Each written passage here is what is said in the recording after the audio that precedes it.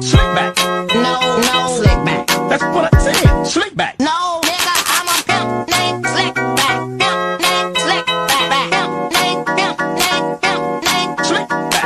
Nigga, are you deaf? I'm a pimp named Slick. Halo semuanya, apa kabar nih kalian semua? Pasti harus dengan keadaan baik ya. Oh iya, sebelum kita mulai ke inti video, bagaimana kalau kita perkenalan dulu? Kan pepatah mengatakan, tak kenal maka tak sayang. Tapi jangan sayang-sayang banget, nanti jadi nyaman deh. Oke, kenalan diri ya. Halo semuanya, perkenalkan aku Alifa Jara Safira dengan NIM 222223129, mata kuliah pengantar linguistik, dosen pengampu Dr. Odin Rosidin, SPD MHUM, Fakultas Keguruan dan Ilmu Pendidikan, Universitas Sultan Ageng Tirtayasa. Di sini saya akan menjelaskan apa sih itu fungsi dan perkembangan bahasa. Ada apa saja di dalam? Apa aja sih di dalamnya? Penasaran kan? Yuk kita mulai pembahasannya. Fungsi dan perkembangan bahasa. Bahasa adalah keterampilan yang harus dipelajari. Hal ini berarti bahwa manusia harus mempelajari unsur-unsur bahasa dan cara menggunakan unsur-unsur tersebut untuk membentuk kalimat yang bermakna. Nah, jadi bahasa itu adalah peran sangat penting dan tidak terpisahkan dari kehidupan manusia. Tanpa bahasa, manusia akan kehilangan kemampuan berpikir dan beradab layaknya binatang. Bahasa juga memungkinkan manusia berkomunikasi, berinteraksi untuk mengutarakan maksud, ide, gagasan yang berguna untuk beradaptasi dengan lingkungan dan menciptakan keseimbangan dengan masyarakat. Jadi, perkembangan bahasa melibatkan evolusi, perubahan, dan adaptasi melalui interaksi sosial serta kebutuhan komunikasi dalam masyarakat. Ini melibatkan pembentukan kata, struktur kata, dan bahkan menciptakan kosakata baru seiring waktu. Oke, selanjutnya itu ada hakikat bahasa. Hakikat bahasa adalah esensi atau hakikat dari bahasa. Hakikat bahasa dapat didefinisikan sebagai berikut, yaitu ada 4. Yang pertama ada sistem lambang, yang kedua ada alat komunikasi, yang ketiga ada sistem tanda, yang terakhir ada sistem yang dinamis. Nah, jadi hakikat bahasa mencakup esensi atau sifat-sifat dasar yang melekat pada bahasa sebagai fenomena komunikasi manusia. Ini melibatkan kemampuan bahasa untuk menyampaikan makna, memfasilitasi interaksi sosial, mempresentasikan pemikiran, dan mengubah realitas melalui kata-kata. Yaitu yang pertama, bahasa adalah sistem lambang yang digunakan untuk berkomunikasi. Itu maksudnya tuh kayak lambang-lambang bahasa berupa bunyi, kata, frasa, klausa, dan kalimat. Nah, yang kedua, yang bahasa sebagai alat komunikasi itu kayak bahasa digunakan untuk berkomunikasi antara manusia. Bahasa dapat digunakan untuk menyampaikan informasi, menyampaikan perasaan, dan melakukan tindakan. Nah, yang ketiga, bahasa adalah sistem tanda yang memiliki makna. Jadi tuh kayak makna bahasa ditentukan oleh kesepakatan bersama antara penutur dan pendengar. Nah, yang keempat, yang terakhir itu bahasa adalah sistem yang dinamis. Maksudnya itu kayak bahasa terus berkembang dan berubah seiring dengan perkembangan di masyarakat. Oke, selanjutnya itu ada karakteristik bahasa. Karakteristik bahasa itu ada 3. Di sini ada bunyi yang bahasa berupa bunyi yang dihasilkan oleh alat ucap manusia. Yang kedua ada makna, bahasa memiliki makna. Dan yang ketiga adalah keterkaitan bahasa terdiri dari unsur-unsur yang saling berkaitan. Maksudnya apa sih dari karakteristik bahasa ini? Nah, jadi dari karakteristik bahasa mencakup berbagai ciri atau sifat yang melekat pada sistem komunikasi manusia. Yang pertama, bunyi. Bahasa bersifat arbitrer, yaitu tidak memiliki hubungan alamiah dengan makna yang diwakilinya. Misalnya, kata meja dalam bahasa Indonesia memiliki makna tempat untuk meletakkan benda-benda. Namun, tidak ada hubungan alamiah antara bunyi meja dengan makna tempat untuk meletakkan benda-benda.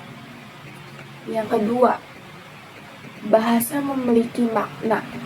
Makna bahasa ditentukan oleh kesepakatan bersama antara penutur dan pendengar.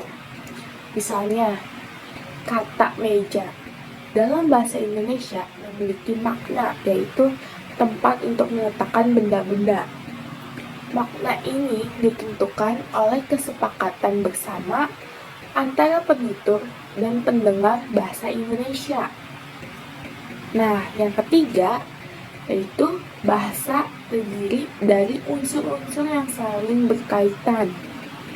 Unsur-unsur bahasa tersebut membentuk sistem yang teratur. Misalnya, kata meja dalam bahasa Indonesia terdiri dari unsur-unsur me dan ja. Me dan ja, unsur-unsur me dan ja tidak ada berdiri sendiri. Unsur-unsur tersebut membentuk kata meja yang memiliki makna tempat untuk meletakkan benda-benda. Nah, jadi selanjutnya itu ada bahasa. Bahasa manusia unik dan berbeda dari bahasa binatang. Karena bahasa manusia itu memiliki 7 ciri khas. Yang pertama, sistem terpisah tapi saling terkait antara tingkatan bahasa. Yang kedua, memungkinkan komunikasi hal-hal baru. Yang ketiga, membedakan isi pesan dan label. Yang keempat, bahasa lisan dipertukarkan dengan makna yang didengar. Yang kelima, digunakan bolak-balik dengan maksud tertentu. Nah, yang keenam, terdapat kebohongan yang disengaja. Yang ketujuh, ada tujuan komunikatif dengan kode bahasa yang tepat. Nah, jadi bahasa pada dasarnya digunakan sebagai alat komunikasi. Namun, komunikasi manusia jauh lebih unggul dan dinamis karena berlawas nalar. Sedangkan komunikasi binatang hanya bersifat statis dan naluriah belaka. Kemampuan berkomunikasi inilah yang menjadi ciri utama keunggulan manusia. Dalam perkembangannya, komunikasi tidak sekedar perilaku, tapi telah menjadi sebuah ilmu tersendiri dengan landasan ontologis dan epistemologis yang mapan. Aktivitas komunikasi manusia bersifat unik dan terus berubah, namun memiliki ciri-ciri umum seperti adanya tujuan komunikatif dengan memiliki kode bahasa yang sesuai. Nah, jadi tadi di dalam PPT yang menjelaskan bahasa manusia unik dan berbeda dari bahasa binatang karena memiliki 7 ciri khas tersebut. Yang tadi udah aku jelasin, 7 dari 7 itulah manusia unik dan berbeda dari bahasa binatang. Nah, selanjutnya itu ada beberapa faktor yang mempengaruhi perkembangan bahasa menurut Hermawan pada tahun 2011. Yaitu ada 4.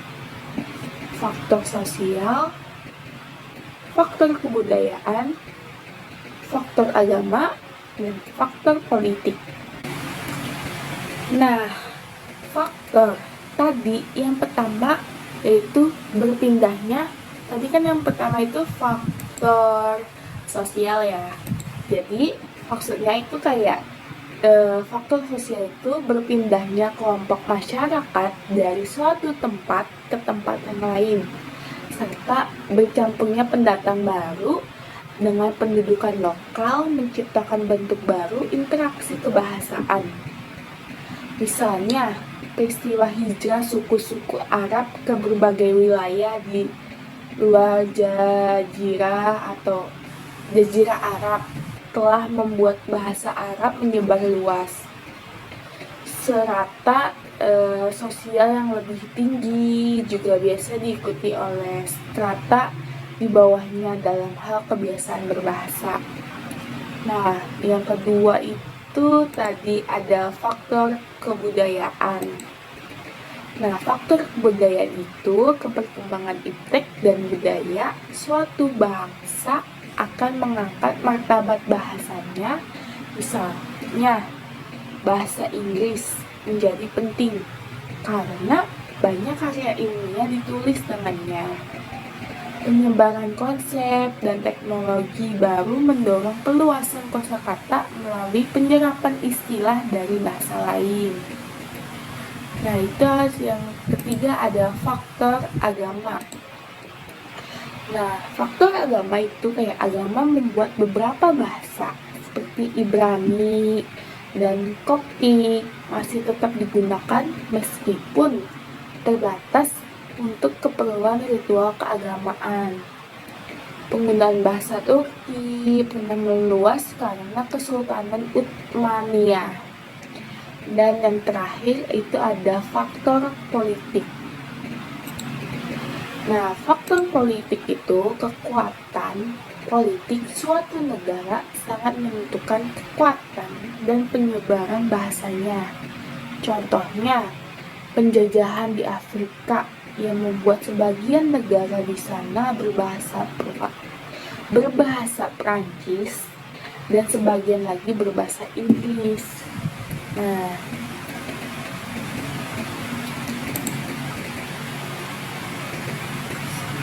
Nah, kita udah sampai di ujung akhir pembahasan nih. Jadi dapat disimpulkan bahwa perkembangan suatu bahasa dapat dipengaruhi oleh faktor-faktor loh. Itu ada faktor sosial, budaya, agama, dan politik. Dari masyarakat pembentuknya, bahasa bersifat dinamis dan terus mengalami perubahan seiring dengan kemajuan peradaban umat manusia.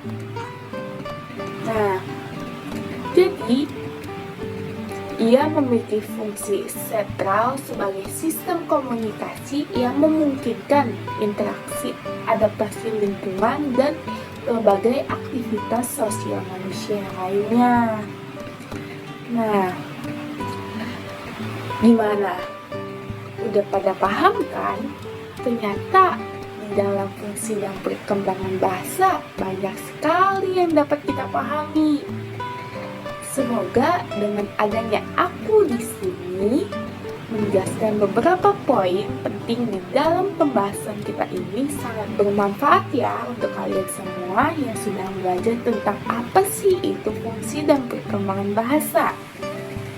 Oke, mungkin sekian aja untuk pembahasannya video ini. Terima kasih yang sudah menonton sampai habis. Sampai jumpa lagi. Bye-bye.